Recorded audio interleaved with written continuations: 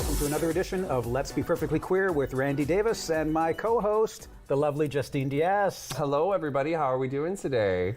Listen, we've got a great show this evening. I am excited to get started. You're going to be the one who's going to be steering the ship on this show, as it's a topic that is much more suited to you. But our guest this evening is the wonderful, the glamorous, the fabulous Jemm Doshay. Jemm, welcome to the show. I should say welcome back to the show. Welcome back. Yes, yes. Because you have been here before, and much like my friend Justine, I've had the pleasure of seeing Jemm right from the very beginning of her career. Yes. Yes. Oh, I have seen the evolution of Jemm Doshay, and it has been a fabulous journey. I cannot wait to see what the future holds for you, Queen, because you are amazing. Yes, I'm Absolutely. amazing, I'm stunning, I'm elegant. Keep going, keep talking about me, it's great. Yeah, no, I'm done. Careful, her head might have been fit on the studio door afterwards. It's a 2-hour program, yes? It is. Yes, It is. program. Yes, again, welcome to the show, my lovely sister, also another member of the House of Devereaux, Miss Jemm Doshay. Thank you so much for being here and being our honored guest. We have a lot of things to talk about today, especially some heated topics of conversation. Some big things that are happening in the media right now. I'm sure everybody's seeing it. Big conversations about the trans community and the drag community, mostly in the States, but it is now kind of trickling its way over here into into Canada, here in the upper part of North America.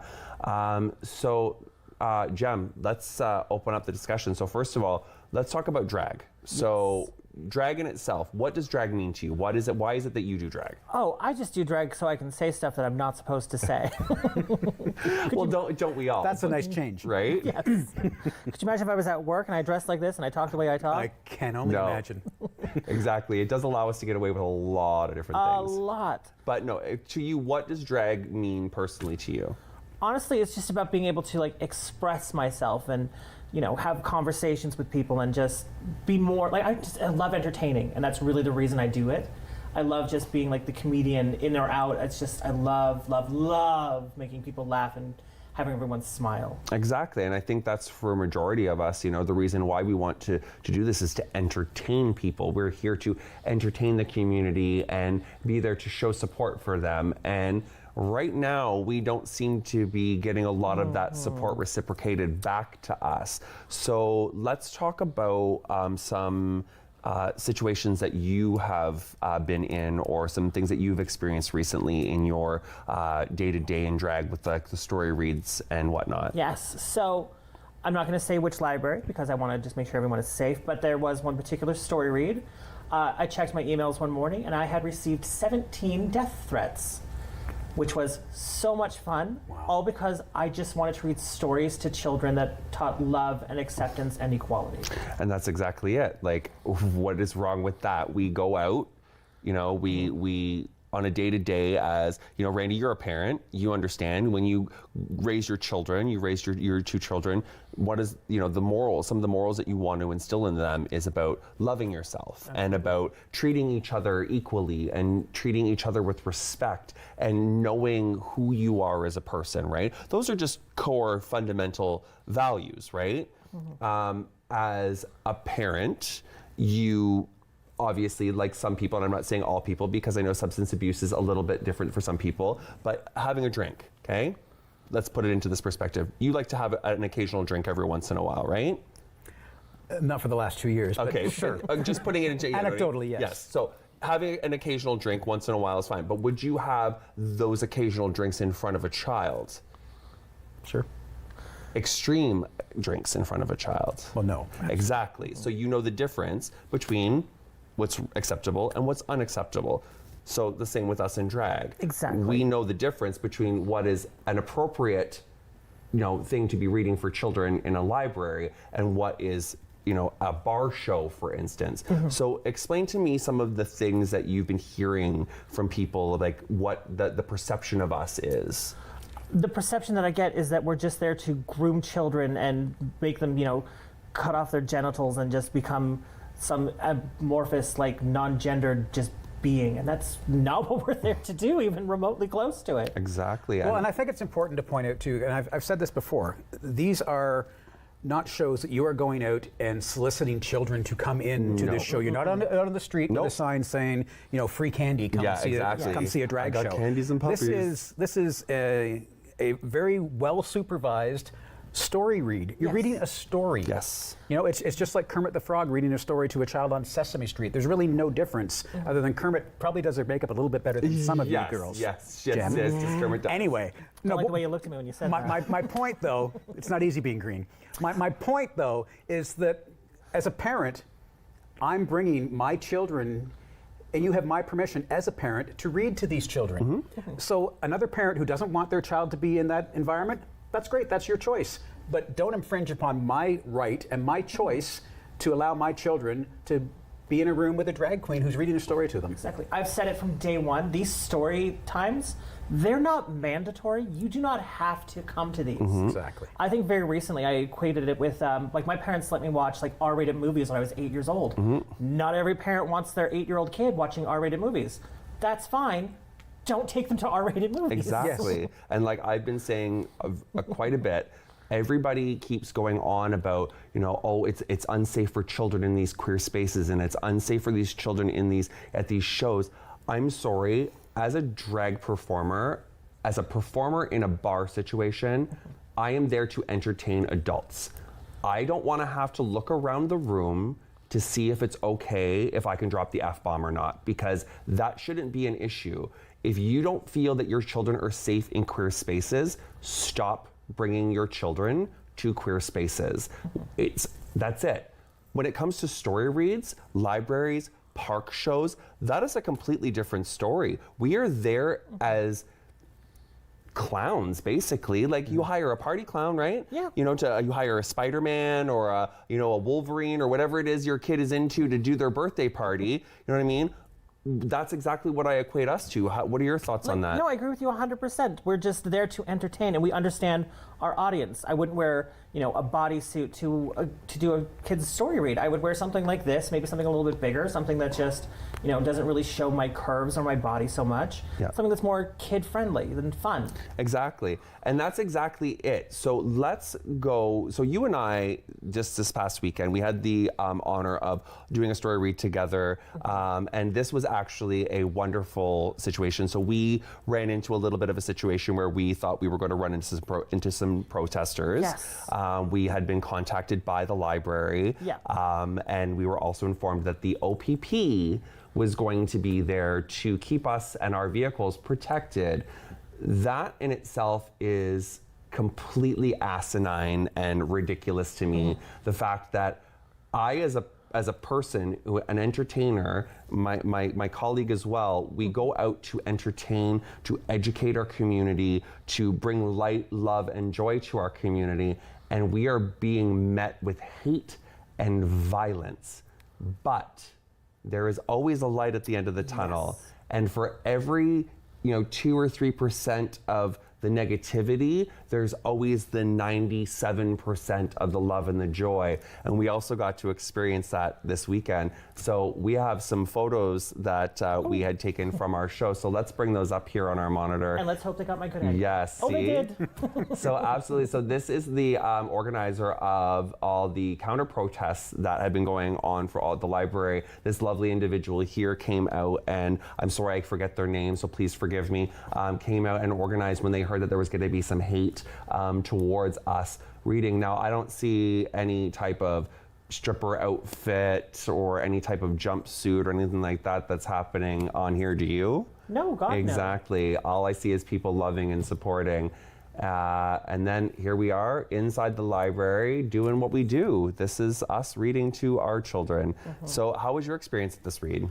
I actually had a lot of fun at this read. Normally I just sit and I read the books, but we actually got to sing, we got to dance, we got to have a lot of questions. I believe one of the children, because you always refer to everyone as beautiful humans and beautiful people, asked if you were a fairy. Yes, yes, and they did. Just was like, of course. It was the most beautiful question in the entire world. Yes, and I almost said yes, but then it would have been a different type of fairy, darling. This is a different type of conversation. Yes. But yeah, it's just a wonderful experience to be able to be out there in the community. Now, drag queen stuff aside, we are very fortunate that we are drag performers, that we get to experience this side of our life. We get to experience, you know, dressing up and playing make-believe.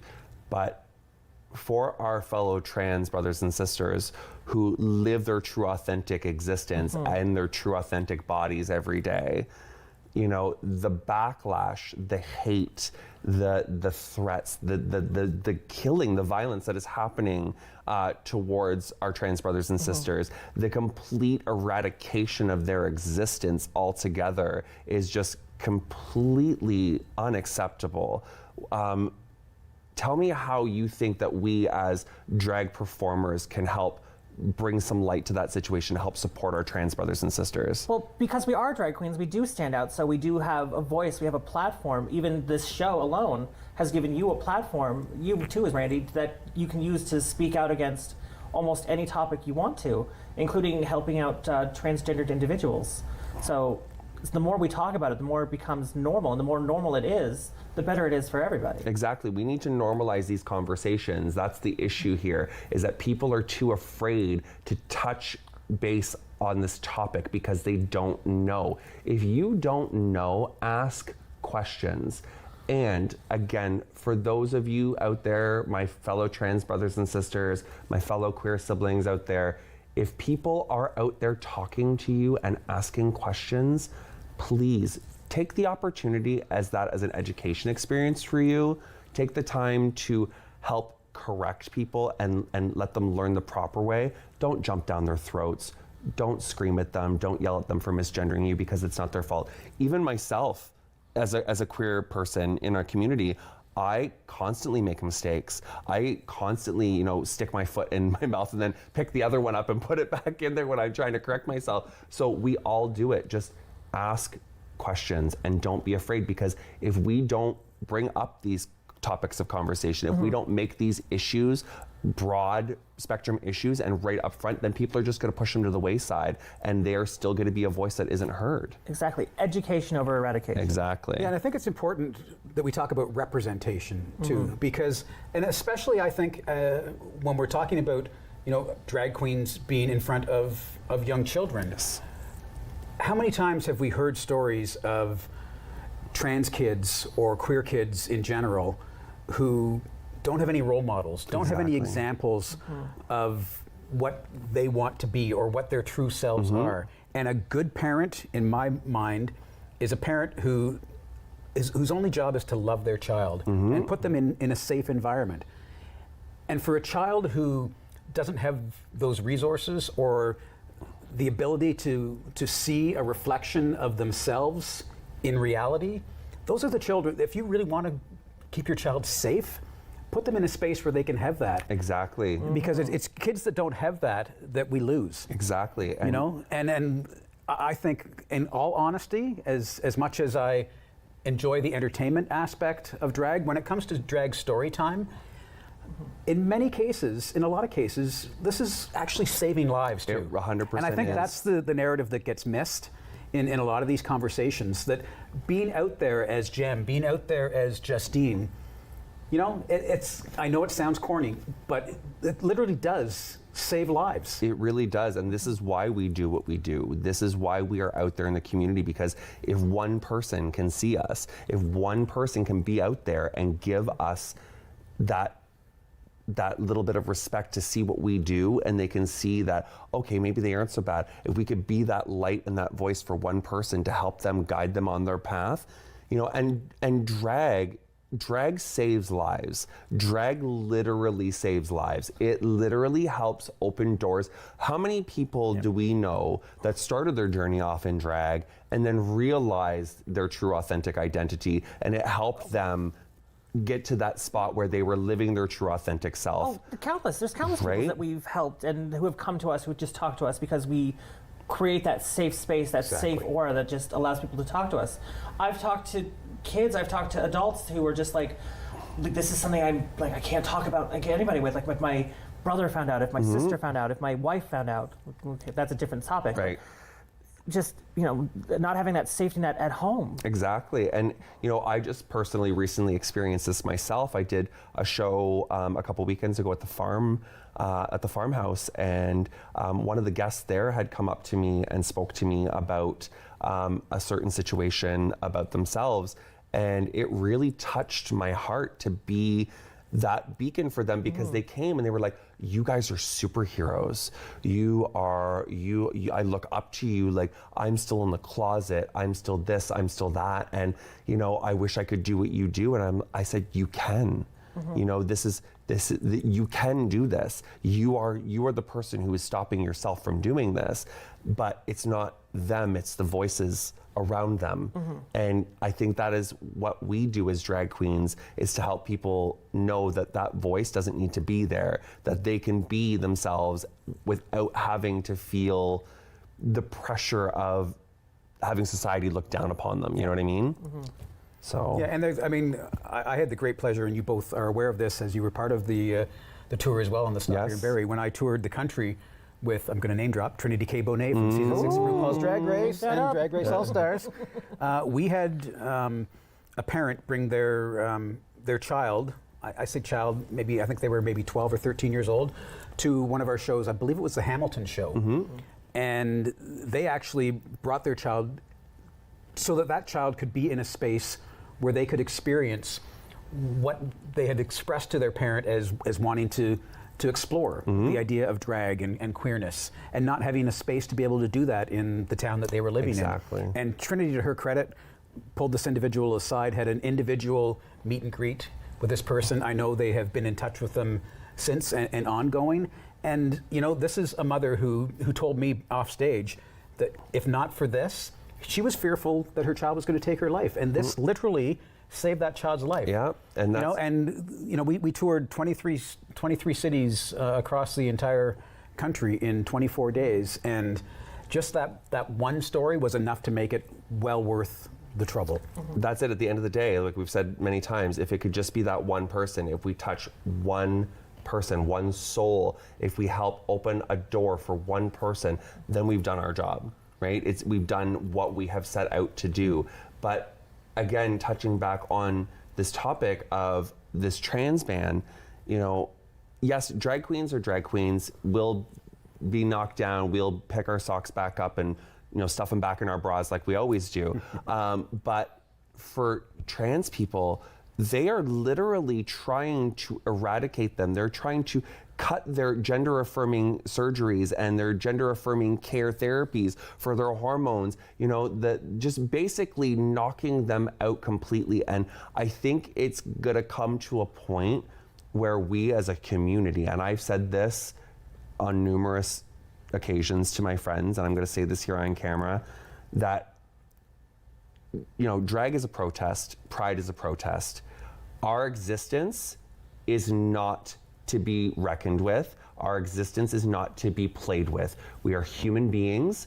We have the right to exist. Remember, we are your doctors, your nurses, your caregivers, your hairstylists, and if you want us to not be around, we can do the great step away. We can stop what we do and we can walk away and we can see how well the world runs without us, because there is a lot of us. Yes. Wow, so powerful. Like everything you say is just so amazing. Well, thank you. I try. It's like I've said it a few times. You know what I'm talking about. I think I've said this before too. That anytime anybody's able to stand up and say who they are, the world just becomes a brighter, happier place. Yes, it does. So when we are all able to say and stand up, even if you just stand up and just say, I'm straight and I love my wife. Exactly. That's who you are, and we love you for it. And we love you for it. Exactly. Yes. It's not this, this whole narrative, oh, where's my straight pride? You get that 364 days a year, my dear. This is one, weekend out of a month that we get to express ourselves as queer people wherever the pride may be going on in the world, right? Or some of us express ourselves 365 days a week and make pride every day. Exactly what it should be. I'm sorry, I'm so glad that you brought that up, because that is the way it should be. Pride, whatever walk of life you come from, pride should be yours 365 days a year. So in situations, Jemm, where you wake up in the morning and get 17 death threats, what's your reaction to that? My reaction to that is, honestly, I know that nothing is ever going to happen to me. I shouldn't say never. I'm just wishing bad things upon me. But I know that I'm going to be safe. I know that there's enough people out there to support and love me that I'm not worried. I just report them. I actually have it set up now that there's a filter on my email that if certain words are put in it, it just gets filtered right into my trash. So I don't even see them anymore.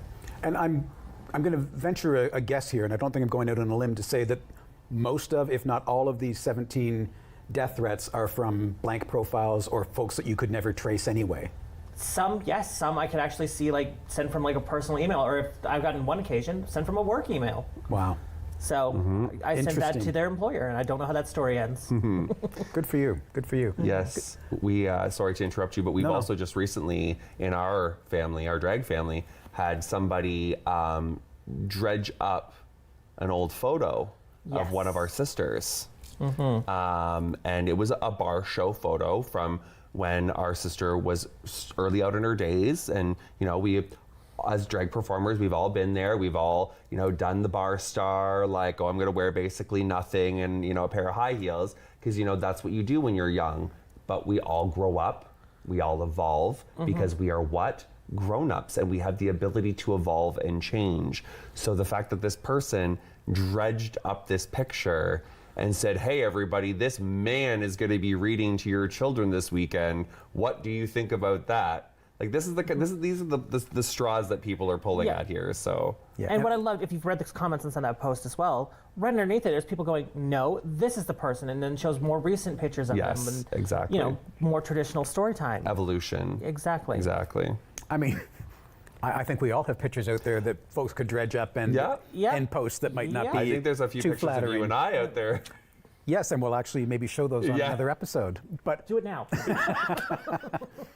But my point is, and to your point, you know, as human beings, you're right. We evolve, we change, we learn, and there shouldn't be any shame in a drag queen who, in her early career, was wearing next to nothing. Because there are some drag queens at the height of their career that still do that, and I applaud them for it. Yeah.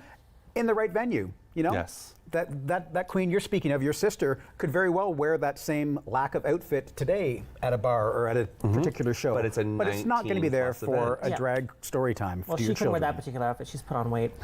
I was guessing that too, but because I think I know who you're talking about. But anyway, we love you. Yes. Yeah.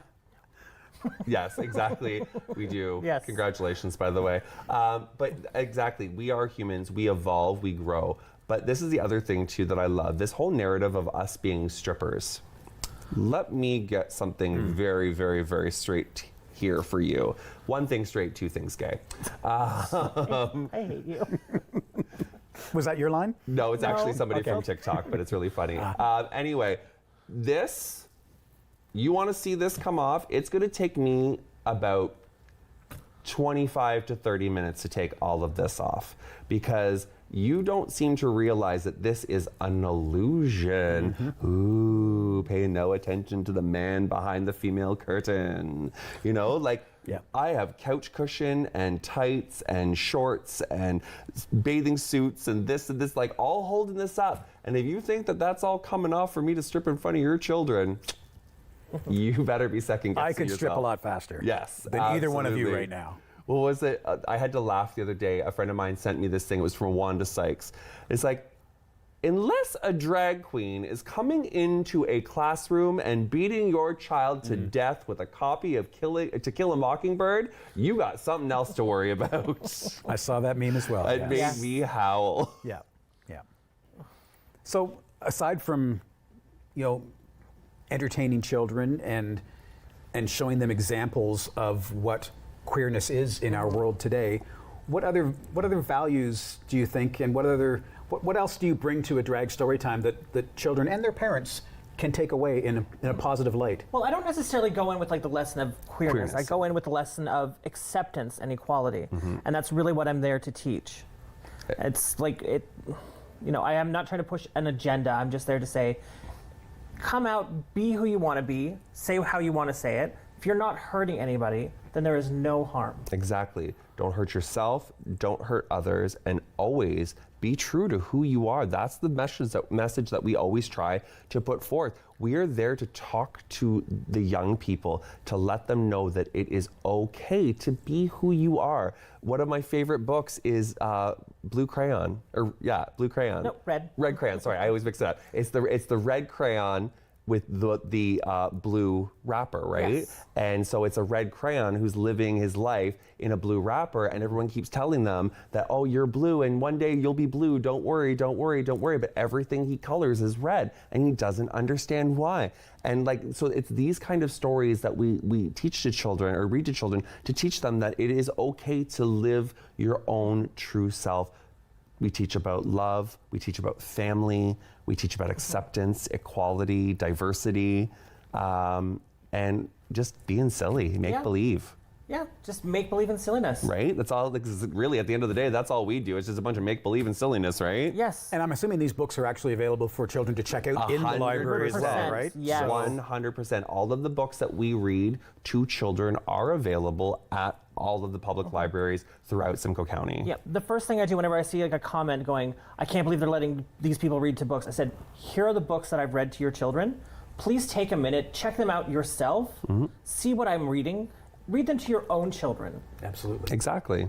Because there's good lessons in there. Even if you don't like the package that is giving the message is still an amazing And that's message. really, at the end of the day, Great that's point. what it's all about. It's not where the message is coming from, it's how it's delivered. So it doesn't matter if it's a man in a dress, a teacher, a police officer, a firefighter, somebody, anybody, as long as the message is positive and it's being portrayed for little ears to hear, to absorb, and to help them grow as well-rounded individuals, I think really that's our job at the end of the day. Yeah. So, yeah, Randy, again, thank you. What do we got going on? We got little Miss Jemm over here. We want to do. say thank you so much for coming. I love that you called her little. I love that too. Little Miss Jemm. Say it again, I don't hear it enough. Yes. Tiny little we got little me. Miss Jemm here. So again, thank you so much. Anything that you wanted to say before we wrap things up? Yes, I am available for weddings, for funerals, for bar mitzvahs. Just get on my Instagram at Jemm Doshay. Follow me, call me. I am available and I am desperate for anything, please. You heard it here first, folks. She does mean anything. She's desperate. Yes. Oh my goodness, yes. And if you want to find Miss Jemm Doshay, you can also find her on Instagram, on Facebook, under the House of Devereaux, as well of myself. We are sisters. We love to perform together all the time, and I'm looking forward to many, many more journeys with you on our drag story time this year. Oh, the best is yet to come, darling. Yes, and Randy, anything you would like to add to our lovely guest here? I mean, I would have loved to have seen a song and dance number, just spontaneous, but we'll get that next show, and we'll set up the shot so that we get all of you in, because if you stand up, we're going to lose half of you anyway. Yeah, it's a lot to get into one frame. It is a lot. It is a lot. But I echo what Justine said. Thank you for being on the show again. We will absolutely have you and the rest of your sisters back. Absolutely. We need to do a whole Devereaux show. Yes. That would be amazing. Yeah. Okay, well, that's it. That's it for today, folks. Thank you so much for joining us. Thank you for Mr. Randy Davis for being here and having me as your wonderful co-host. And a big thank you to Miss Jemm Doshay, my wonderful sister here from the House of Devereaux. Thank you so much for joining us. Have a great night, everybody. I don't And want this is where I sing the theme song? Yeah. Let's be perfectly queer. We're here. We do need a new theme song. Yes, you do. Yeah. so- Absolutely.